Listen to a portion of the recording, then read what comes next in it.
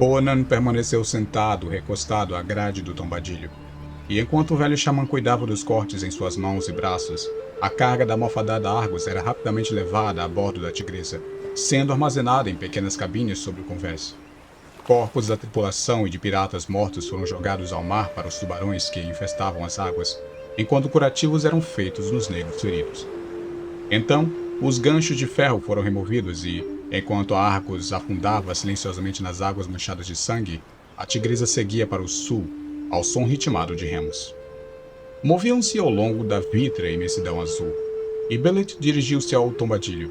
Seus olhos brilhavam como os de uma pantera no escuro, enquanto ela removia seus adornos, sandálias e corcelete de seda, jogando tudo ao chão. Na ponta dos pés, braços estendidos para o alto, uma forma nua, branca e trêmula, ela gritou para a horda exasperada. Lobos do Mar Azul, contemplem agora a dança de acasalamento de Belit, cujos pais eram reis de Ascalon. E ela dançou, como um furacão do deserto, como o tremular de uma chama inextinguível, como o impulso da criação e o impulso da morte. Seus pés brancos tratavam desdenhosamente o convés manchado de sangue. Os moribundos esqueciam sua morte ao encará-la com olhares congelados. Então, quando as estrelas brancas brilharam em meio ao crepúsculo do fundo azul, transformando o corpo rodopiante num borrão de marfim abrasado, com um grito selvagem, ela se jogou aos pés de Conan. E o dilúvio cego do desejo do cimério obliterou todo o resto quando ele pressionou o corpo ofegante da rainha contra as placas negras de seu peitoral blindado.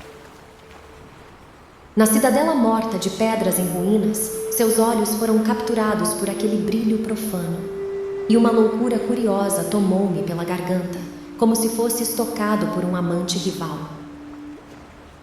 A Tigresa cruzava os mares, e as aldeias negras estremeciam. Tambores soavam na noite, contando que a mulher-demônio dos mares havia encontrado um parceiro, um homem de ferro cuja ira era de um leão ferido. E os sobreviventes dos navios estígios massacrados amaldiçoaram o nome de Belit e do guerreiro branco de olhos azuis e ferozes, de modo que os príncipes da Estígia se lembraram daquele nome por muitos e muitos anos. E sua lembrança era de uma árvore amarga que daria frutos carmesins nos anos por vir. Mas, despreocupada como um vento errante, a Tigresa navegou pelas costas ao sul, até ancorar na foz de um rio largo e lúgubre, cujas margens eram selvas misteriosas e densas como paredes. Este é o rio Zarqueba, que é a morte. Belet disse. Suas águas são venenosas. Vê o quanto são escuras e lamacentas? Só répteis peçonhentos vivem neste rio. O povo negro o evita. Certa vez, uma galé estígia que fugia de mim subiu o rio e desapareceu. Ancorei neste mesmo local, e dias depois, a galé voltou flutuando pelas águas escuras, com o convés deserto e manchado de sangue. Só havia um homem a bordo, e ele estava louco e morreu balbuciando. A carga estava intacta, mas a tripulação havia desaparecido no silêncio e no mistério. Meu amor, acredito que exista uma cidade em algum lugar neste rio. Ouvi histórias sobre torres gigantes e muralhas avistadas de longe por marinheiros que ousaram subir até a metade dele. Nós nada tememos. Conan, vamos saquear tal cidade. Conan concordou. Em geral, ele concordava com os planos de Belet. A mente dela direcionava os ataques que fazia e o braço do cimério executava suas ideias. Para ele, pouco importava por onde velejavam ou com quem lutavam, contanto que velejassem e lutassem. Ele gostava daquela vida. As lutas e pilhagens tinham diminuído a tripulação. Restavam apenas 80 lanceiros, o que mal bastava para operar a longa galé. Mas Belit não estava disposta a perder o tempo necessário para fazer a longa viagem ao sul, até os reinos insulares onde havia recrutado seus bucaneiros. Estava inflamada de ansiedade por aquela última aventura. Assim, a Tigresa deslizou pelo delta do rio, seus remadores impulsionando-a com firmeza contra a correnteza. Dobraram a misteriosa curva que ocultava a visão que tinham do mar, e o pôr do sol os encontrou navegando em ritmo constante contra a lenta corrente, evitando bancos de areia nos quais estranhos répteis se aninhavam. Não viram sequer um crocodilo, fera de 4 patas ou pássaro cantante que tivesse ido à beira d'água para bebê-la.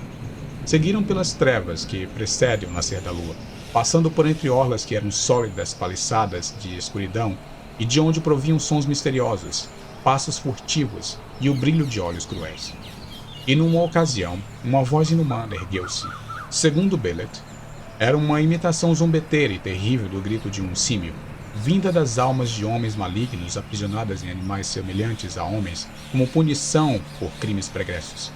Mas Conan duvidava daquilo, pois, certa vez, numa jaula de barras douradas, em uma cidade hircaniana, tinha visto uma fera gigantesca e de olhos tristes, que os homens lhe disseram ser um macaco. Mas ela nada tinha daquela malevolência demoníaca presente na gargalhada estridente que ecoou nas selvas escuras. Então a lua surgiu, um borrifo de sangue borrado pela noite, e a selva despertou numa terrível borbúdia para recebê-la. Rugidos, uivos e bramidos fizeram os negros estremecer, mas Conan reparou que toda a algazarra vinha das entranhas distantes da mata, como se as feras, assim como os homens, temessem as águas dos Arkeba. Erguendo-se acima da negra densidão de árvores e das suas copas frondosas, a lua lançou sua luz prateada sobre o rio, que se tornou uma agitada cintilação de bolhas fosforescentes, larga como uma estrada feita de joias reluzentes. Os remos mergulharam nas águas e emergiram recobertos por uma camada prateada. As plumas na cabeça dos guerreiros oscilavam ao vento, e as joias no cabo de suas espadas e escudos emitiam um brilho glacial. A lua fria atingia com fogo gelado as joias presas nos cachos negros de Belet, enquanto ela alongava seu corpo esguio deitado sobre uma pele de leopardo no convés. Apoiada nos cotovelos, o queixo descansando as mãos magras, ela olhou para o rosto de Conan, que descansava ao seu lado, a cabeleira escura movimentada pela leve brisa. Os olhos de pirata eram joias escuras que brilhavam ao luar. Terror e mistério nos cercam, Conan, e navegamos para o reino do horror e da morte. Está com medo? A única resposta do bárbaro foi um dar de ombro. Eu também não estou.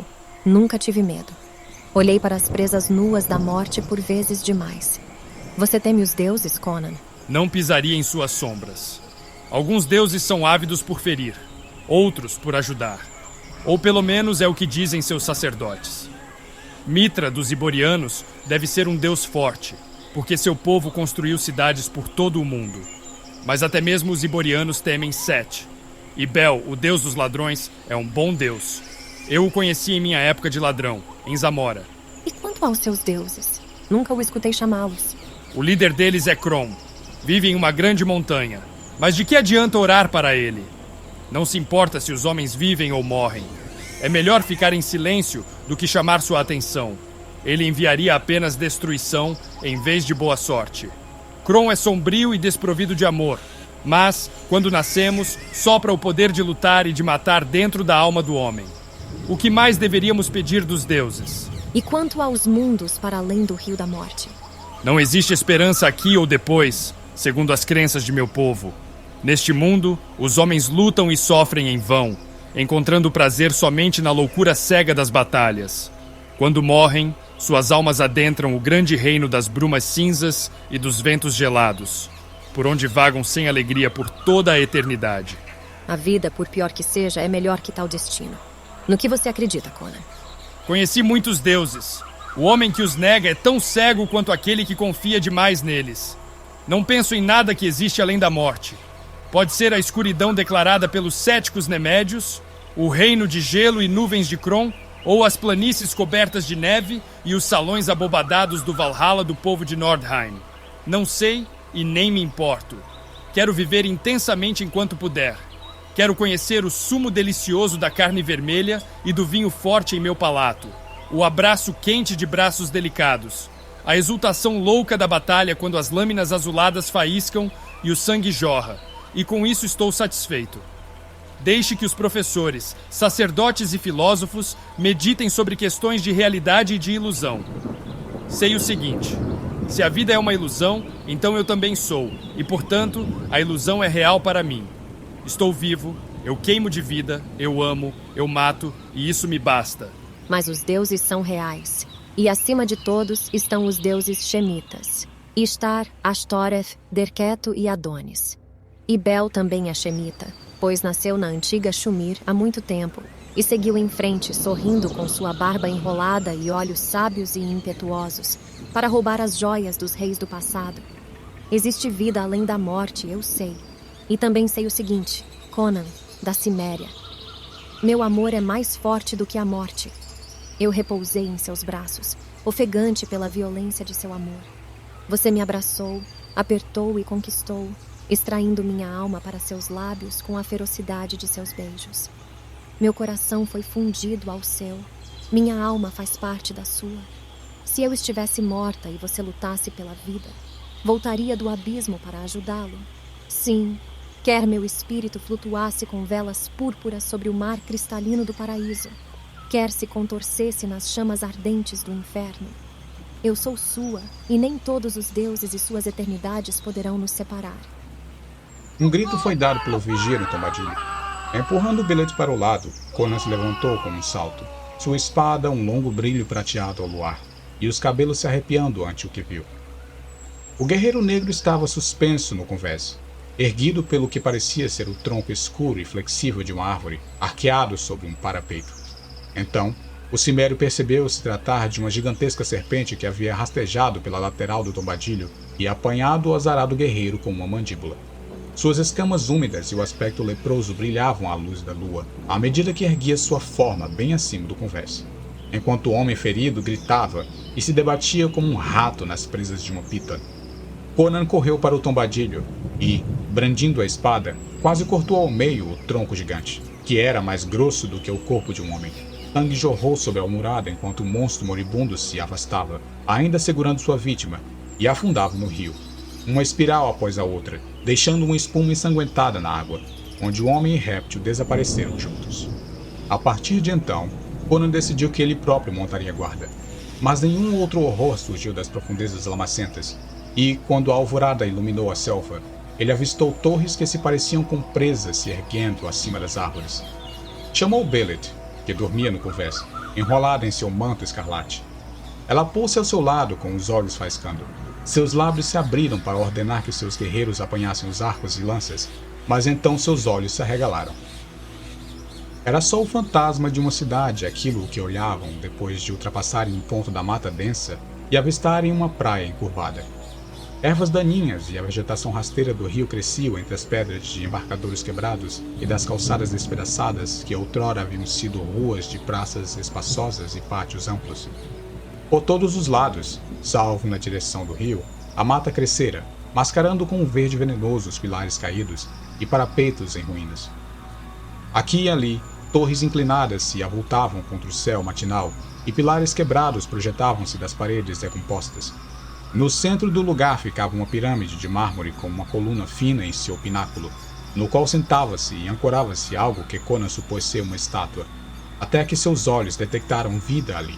É um pássaro enorme, disse um dos guerreiros, de pé no tombadilho. É um morcego monstro, insistiu o outro. É um macaco! Afirmou Belit. Naquele instante, a criatura abriu as asas largas e planou para dentro da selva. Um macaco alado, disse com inquietação o velho Niaga. É melhor cortarmos os nossos pescoços do que entrar naquele lugar. É assombrado. Belit zombou das superstições e ordenou que a galé fosse levada até a praia e amarrada ao cais em ruínas. Ela foi a primeira a saltar para a orla, seguida de perto por Conan, e, logo após, vieram os piratas de pele escura, as plumas brancas oscilando ao vento da manhã, as lanças de prontidão, os olhos desconfiados observando atentamente a selva que os cercava. Em tudo pairava um silêncio tão perigoso quanto o de uma serpente adormecida. Belit se pôs de forma pitoresca entre as ruínas, a vibrante vida em sua forma ágil contrastando selvagemente com a desolação e a decadência que o cercavam. O sol ficava aos poucos mais forte e taciturno sobre a mata, inundando as torres com um dourado enfadonho que projetava sombras suspeitas sobre as altas muralhas. Belit apontou para uma torre arredondada e estreita que oscilava em sua base apodrecida. Uma larga via de lajes cobertas pela grama levava até ela, flanqueada por pilares caídos, e diante da qual havia um enorme altar. Belit percorreu rapidamente o antigo caminho e parou diante dele. Este era o templo dos antigos. Olhe, pode-se ver os sulcos para o sangue nas laterais do altar, e nem mesmo 10.000 anos de chuva apagaram suas manchas escuras. As paredes caíram, mas esses blocos de pedra desafiam o tempo e os elementos. E quem eram esses antigos? Ela abriu as mãos num gesto de desamparo.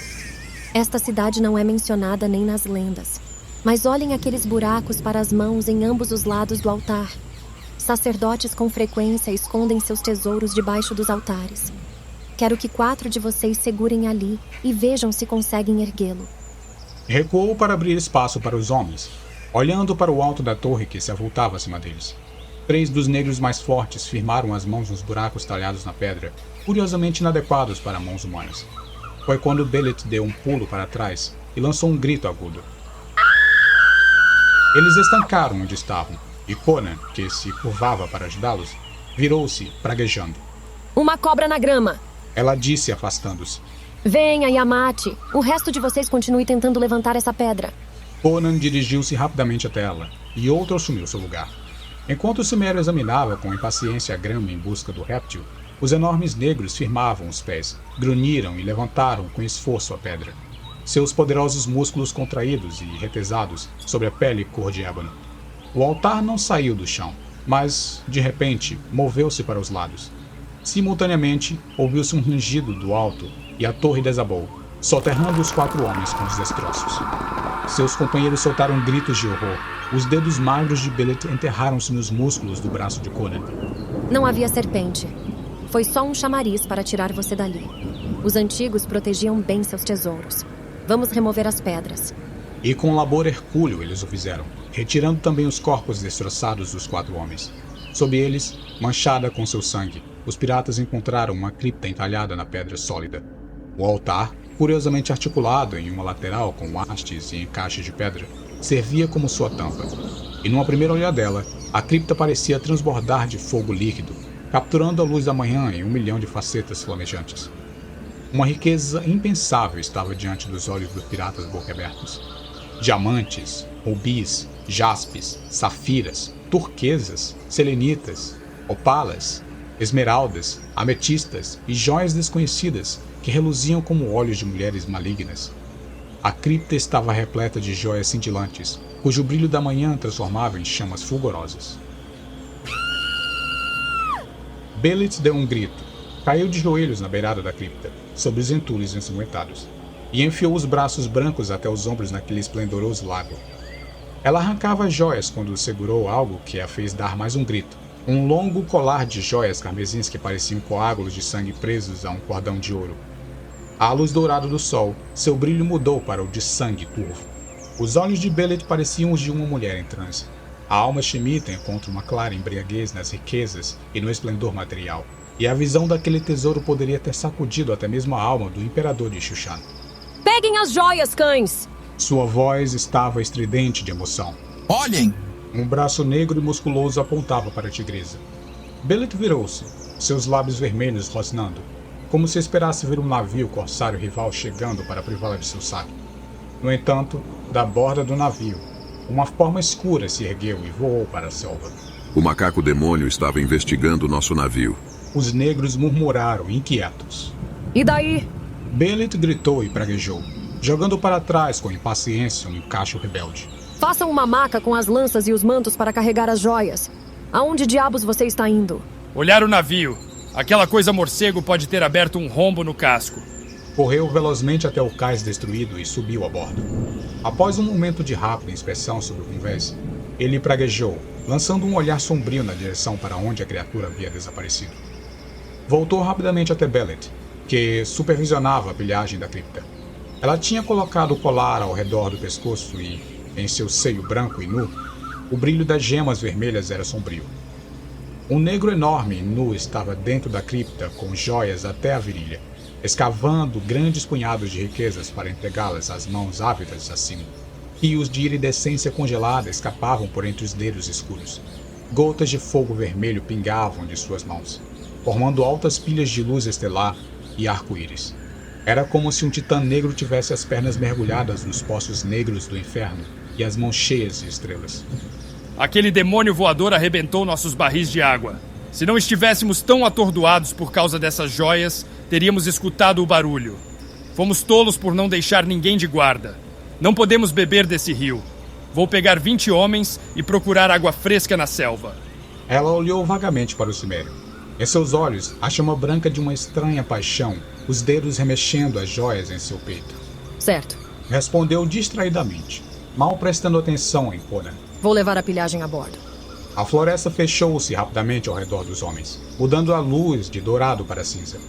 Dos galhos verdejantes arqueados, trepadeiras penduradas se assemelhavam a cobras. Os guerreiros avançavam em fila indiana, atravessando o lusco-fusco primordial com assombrações negras seguindo um fantasma branco. A mata rasteira não era tão densa quanto Conan pensava. O chão estava úmido, porém não era lamacento. Longe do rio, inclinava-se levemente. Eles mergulhavam cada vez mais dentro da vastidão verde e ainda não havia sinal de água, corrente ou estagnada. Conan parou de repente, seus guerreiros congelando como estátuas de basalto. No tenso silêncio que se seguiu, o cimério meneou a cabeça, irritado. Siga na frente. Grunhiu para um subchefe, Nagora. Marche em linha reta até que não consiga mais me ver. Então pare e me espere. Acredito que estamos sendo seguidos. Escutei alguma coisa. Os homens arrastavam os pés de nervosismo, mas fizeram como lhes foi ordenado. Conforme seguiam adiante, Conan foi rapidamente para trás de uma grande árvore, observando o caminho por onde tinham vindo. Qualquer coisa poderia sair daquela solidez de folhas, mas nada ocorreu. Os leves sons de piratas marchando desapareceram ao longe. Súbito, Conan percebeu que o ar estava impregnado de um odor estranho e exótico. Algo resvalou gentilmente em sua têmpora. O cimério virou-se com velocidade.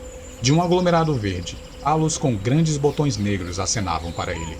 Um deles o havia tocado. Parecia curvar seus caules em sua direção. Se abriram e farfalharam, embora não houvesse vento. Conan recuou, reconhecendo a Lótus Negra, cuja seiva era mortal, e a fragrância levava uma dormência assombrada por pesadelos. Já sentia uma sutil letargia envolvendo-o. Tentou levantar a espada e cortar os talos serpentinos, mas seu braço estava inerte, pendurado na lateral do corpo. Abriu a boca para gritar a seus guerreiros, mas só conseguiu emitir um leve sussurro. No instante seguinte, a selva oscilou subitamente e escureceu diante de seus olhos. Conan não escutou os gritos que soavam altos não muito longe dali, quando seus joelhos cederam, fazendo com que caísse mole no chão. Sob sua forma prostrada, os grandes botões negros balançavam no ar sem vento.